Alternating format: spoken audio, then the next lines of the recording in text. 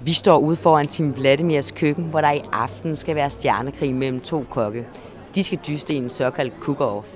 Og selvom begge kokke de har vundet Michelin-stjerner, ja, så synes aftens arrangement langt mere folkeligt, end det vi ellers forbinder prisbelønnet gastronomi med.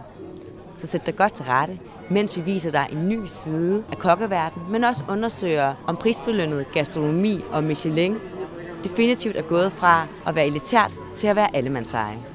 Dysten fløjtes i gang kl. 11 og har et helt særligt regelsæt. Kokken får 3 hemmelige ingredienser, ål, tofu, chokolade, og skal på en enkelt time bruge dem i så mange retter som muligt. De må desuden bruge alt, hvad de kan finde i køkkenet. Mange mennesker er dukket op her i Valby og varmer op til kampen med våde varer. Og hvem aftens duellanter er, leder vi verden Team Vladimir afslører. Skal vi ikke bare se at komme i gang? Til at møde de to kokke! I det højre ringhjørne, mine damer og herrer, fra den højt estimerede Sønderrød med 10 år på banen som Michelin-niveau restaurant. Brian Mark Hansen, mine damer og herrer!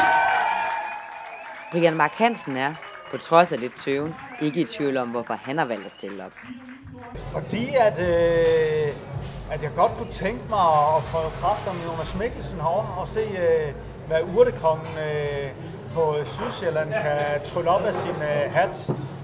Og ja, jeg laver gedigen dansk mad kontra fransk, og det kunne være sjovt at se, om han kan måle som det.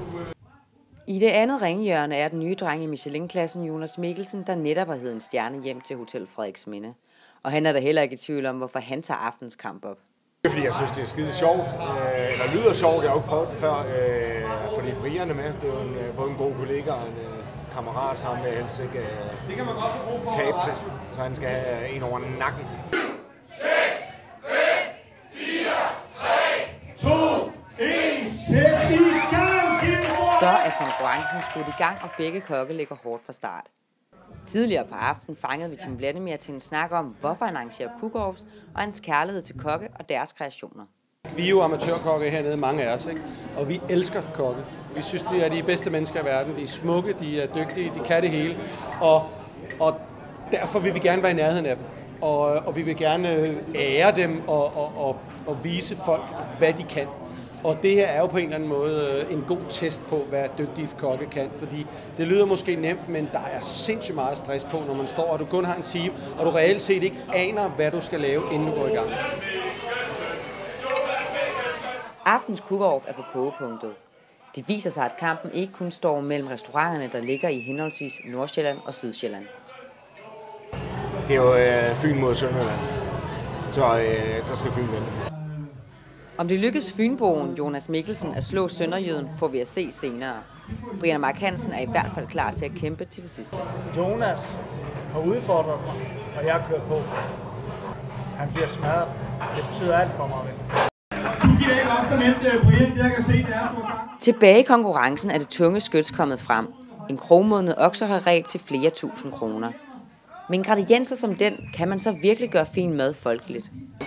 Jeg synes ikke, Michelin-mad som sådan er blevet allemands eje. Forstået på den måde, at det kræver bare rigtig mange timer og rigtig mange dyre råvarer. Så når man går på Michelin-niveau restauranter, så er det dyrt. Og det er ikke for alle på den måde.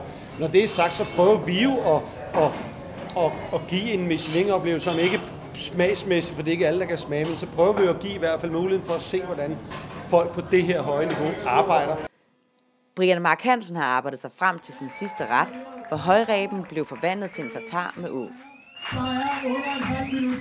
Så der er overskud til at hæve, mens vi venter på, at den fynske kok også bliver færdig. Han har valgt at udnytte hvert sekund og kreere sin sidste ret på blot 5 minutter. Efter en kort pause, hvor dommerne voterede, er publikum klar til afgørelsens time. Det viste sig, at Jonas Mikkelsen ikke havde brugt hemmelige ingredienser i alle sine retter, og det får afgørende betydning. Desværre er vi nødt til at sige, at vi kun kan godkende 2 af de retter, du har lavet i aften, i forhold til de 4, du lavede, som ellers var fuldstændig overskud af retter. Og det betyder faktisk, at vi har en teknisk vinder herovre. Brian Mark Hansen. Publikum er ikke helt tilfredse, men det er sejrsherren fra Søllerød Kro til gengæld. Hvem havde troet, at jeg kunne komme herud i Valby og vinde over en grøntsagskoger? Hos taberen er der skuffelse at spore. Det var skide sjovt. Jeg er ærgerlig at tabe, men sådan det jo.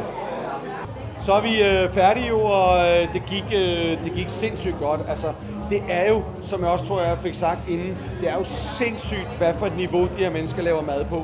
Det er jo, de har en team, og de laver 3 og 4 retter hver, ikke?